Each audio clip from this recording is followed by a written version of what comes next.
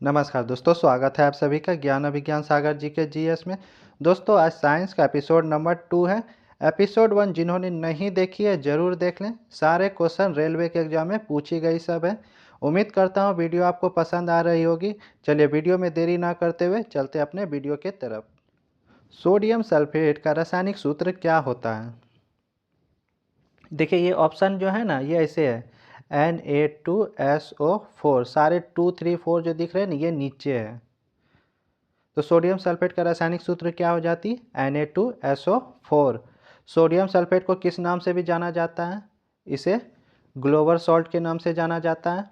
Sodium hydroxide का formula NaOH हो जाती है। सोडियम कार्बोनेट का formula Na2CO3 10H2O। Sodium carbonate को अन्य किस नाम से जाना जाता है? धोवन सोडा के नाम से। सोडियम बाइकार्बोनेट का फार्मूला क्या हो जाती है? NaHCO3।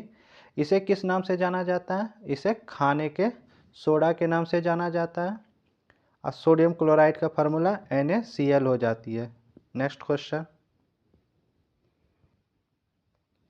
मीटर पर सेकेंड स्क्वायर निम्नलिखित में से किसकी एसआई मात्रक होती है? इसका आंसर हो जाएगा ऑप्शन नंबर डी, त्वरण का। त्वरण का एसआई मात्रक मीटर पर सेकेंड स्क्वायर हो जाता है। घनत्व का एसआई मात्रक किलोग्राम मीटर क्यू हो जाता है। वेग का एसआई मात्रक मीटर पर सेकेंड होता है। बल का एसआई मात्रक केजी मीटर पर सेकेंड स्क्वायर हो जाता है। ऊर्जा का एसआई मात्रक जूल। कार्य का एसआई मात्रक जूल या न्यूटन मीटर। दाब का एसआई मात्रक पास्कल या न्यूटन प्रति मीटर स्क्वायर हो जाती है। आवृत्ति का एसआई मात्रक हर्ट्ज। विद्युत धारा का एसआई मात्रक क्या होती है? एम्पियर हो जाती है। और विद्युत धारिता का एसआई मात्रक फैराडे। विद्युत धारिता का एसआई मात्रक फैराडे। चुंबकीय फ्लक्स का एसआई मात्रक वेबर। और चुंबकीय क्षेत्र का एसआई मात्रक टेस्ला। प्रतिरोध का एसआई मात्रक ओम मीटर हो जाती है। सारे इंपॉर्टेंट है, एक बार जरूर देख लीजिएगा। नेक्स्ट क्वेश्चन, इनमें से कौन प्रोटॉन की खोज करता है? इसका आंसर हो जाएगा option number B, Goldstein. Proton की खोज करता गोल्डस्टीन है। इलेक्ट्रॉन की खोज जे थॉमसन के द्वारा किया गया था। न्यूट्रॉन की खोज चैडविक के द्वारा किया गया था। पॉजिट्रॉन की खोज किसने की थी? ये कार्ल डी एंडरसन के द्वारा किया गया था। नेक्स्ट क्वेश्चन, निम्नलिखित में से किस रोग को शाही रोग कहा जाता है? इसका आंसर हो जाएगा ऑप्शन नंबर बी, हीमोफीलिया को। हीमोफीलिया को शाही रोग कहा जाता है। तो यह रोग महारानी विक्टोरिया को हुई थी, जो शाही घराने से संबंधित थी। तब से इसी रोग का नाम शाही रोग पड़ा है। ये क्या होती है? यह हीमोफीलिया रोग है, जो विटामिन के की कमी से होने वाला रोग होता है।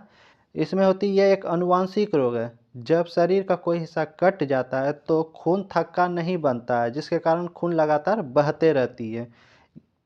नेक्स्ट क्वेश्चन, इनमें से कौन अदिश राशि है? इसका आंसर हो जाएगा ऑप्शन नंबर सी, समय। समय अदिश राशि होता है। अदिश राशि में और कौन कौन सा हो जाता है? समय, द्रव्यमान, लंबाई, ये सभी अदिश राशि है। सदिश राशि में कौन कौन आता है? बल, विस्थापन, वेग, त्वरण, कोणीय वेग। देखिए, जिस चीज़ में कोणीय लगा होगा ना, सारा सदिश होगा। और जिस चीज़ में चुंबकीय लगा होगा वो सारे के सारे सदिश राशि में आते हैं। नेक्स्ट क्वेश्चन, मानव शरीर का कौन सा भाग अमोनिया को यूरिया में बदलता है? इसका आंसर हो जाएगा option number D, liver ammonia को यूरिया में बदल देता है। देखिए, लीवर का क्या काम होता है? लीवर को क्या बोला जाता है? यकृत भी। तो यकृत रक्त में उपस्थित अमीनो अम्ल को, जो अमीनो अम्ल की मात्रा बढ़ जाती है ना, उसकी अधिक मात्रा को यूरिया में बदल देता है।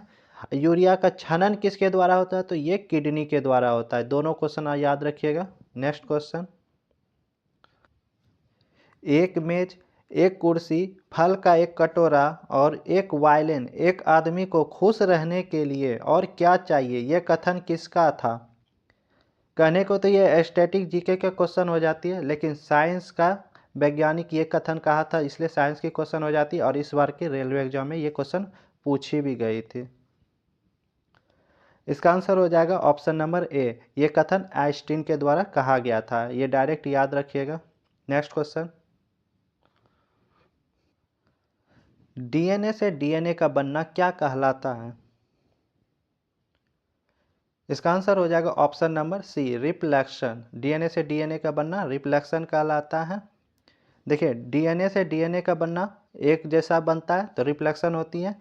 डीएनए से आरएनए का बनना तो ये ट्रांसक्रिप्शन कहलाती है। और वापस आरएनए से डीएनए का बन जाना मतलब उल्टा वापस आ जाना तो ये रिवर्स ट्रांसक्रिप्शन कहलाता है।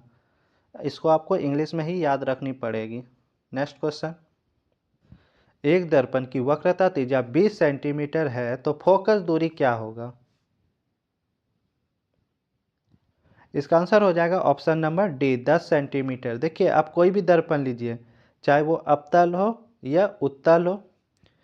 अब यहाँ पे एक ध्रुव से होते हुए क्या निकाल दीजिए, एक मुख्य एक्सिस पैरेलल खींच दीजिए। अब पोल से कुछ दूरी पर क्या होती है, फोकस होती है। अब पोल से दुगुनी दूरी पर वक्रता त्रिज्या होती है। अब आपको दे क्या रखी है, वक्रता त्रिज्या 20 सेंटीमीटर दे रखी है और ये दे रखी है फोकस दूरी। आपसे पूछी जा रही है कि फोकस दूरी क्या होगी। देखिए, फार्मूला याद रखिएगा कि फोकस दूरी हमेशा वक्रता त्रिज्या की आधी होती है।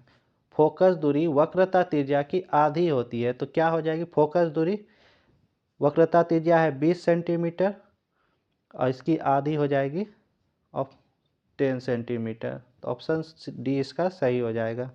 नेक्स्ट क्वेश्चन, जल का अधिकतम घनत्व कितना डिग्री सेल्सियस होता है? इसका आंसर हो जाएगा option number B, 4 degree Celsius. आसान सी क्वेश्चन थी, सबको मालूम होगा। ये देखिए, इसमें एक और क्वेश्चन पूछी जाती है कि जल के जमने पर जल का घनत्व पर क्या असर पड़ती है? तो जल का घनत्व कम हो जाती है। अगर वहाँ पे पूछ दे कि वॉल्यूम पर क्या असर पड़ती है तो वॉल्यूम जल के जमने के बाद 9% बढ़ जाती है। सेल्सियस से याद आया, पिछले वीडियो में मैंने एक क्वेश्चन दिया था जिसमें सेल्सियस से केल्विन में बदलना था। तो मैंने एक फार्मूला लिखी थी जिसमें C/5 equal to Kelvin minus 273/5 equal to Fahrenheit minus 32/9 ये लिखा था। मैंने बोला तो 32 था लेकिन यहाँ पे गलती से 35 लिख दिया था, तो उसको आप सही कर लीजिएगा। नेक्स्ट क्वेश्चन, हाइपोथैलेमस मस्तिष्क के किस भाग का अंग है? इसका आंसर हो जाएगा ऑप्शन नंबर ए, अग्र मस्तिष्क का। देखिए, ब्रेन को कितने भागों में बांटा गया है? ब्रेन को 3 भागों में बांटा गया। पहला कौन हो जाता है?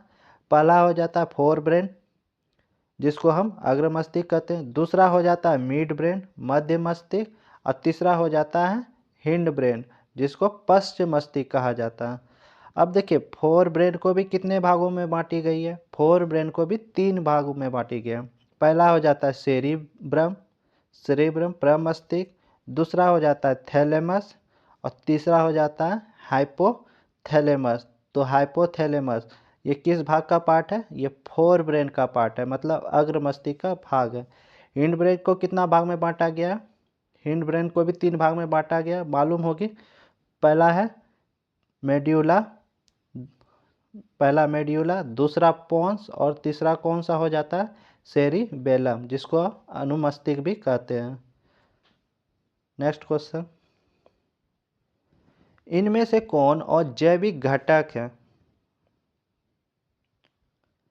इसका आंसर हो जाएगा झरना। ऑप्शन डी इसका सही हो जाएगा, अजैविक।